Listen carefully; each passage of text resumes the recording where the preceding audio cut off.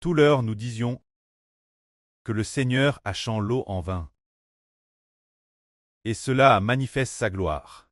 Cette gloire est la gloire du Fils unique de Dieu. Cela montre qu'il est vraiment le Seigneur créateur de toutes choses, l'origine. Nous n'avons jamais entendu dire qu'un homme puisse changer l'eau en vin. Il a demandé aux gens de remplir les jarres d'eau.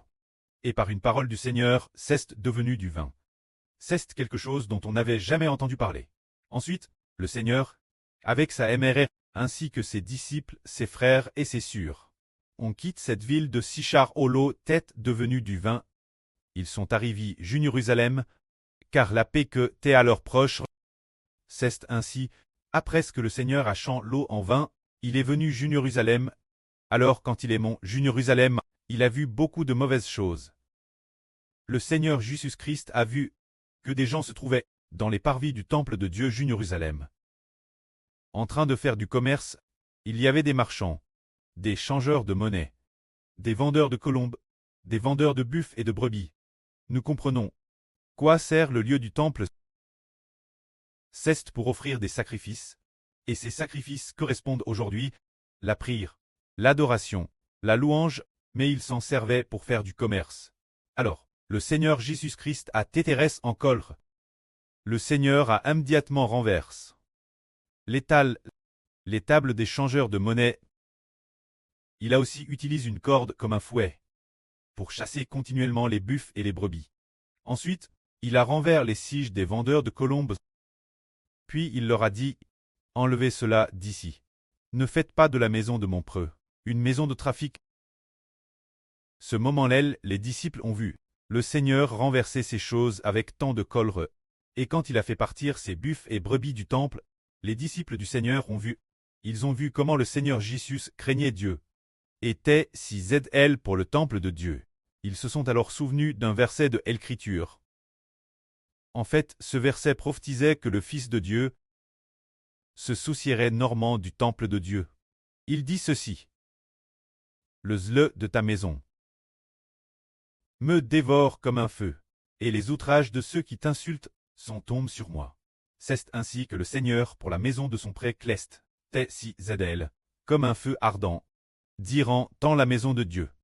Certains servaient avec dévotion, offraient des sacrifices avec ferveur, mais la maison de Dieu est devenue un lieu de commerce. Celui qui se souciait tant de la maison de Dieu est finalement devenu lui-même le temple de Dieu. Tout comme le frère Hébert, qui se soucie beaucoup du nom du Seigneur, devient comme le Seigneur Jésus. Comment le Seigneur Jésus est-il devenu le temple de Dieu? Ce moment-là, beaucoup de gens ont demandé au Seigneur Jésus, qui t'a donné l'autorité de chasser les buffles et le bétail?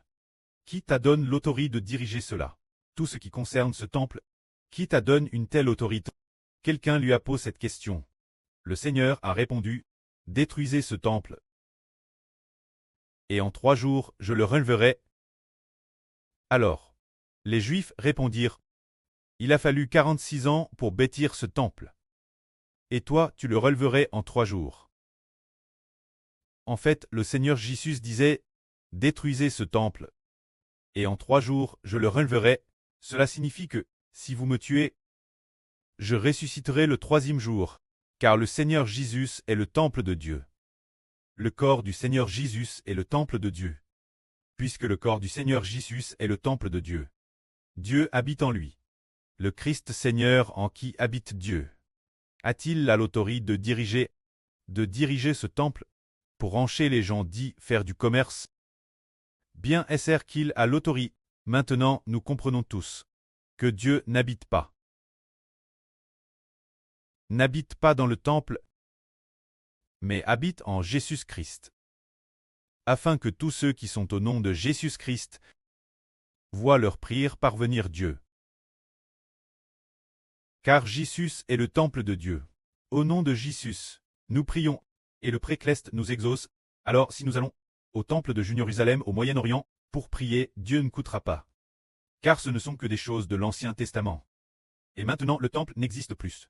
Le temple de l'Ancien Testament a disparu. Afin que les yeux des hommes puissent voir que Jésus est le véritable temple de Dieu, pour que tous ceux qui croient au nom de Jésus voient Dieu exaucer leurs prières. Que la gloire soit auprès et au Seigneur.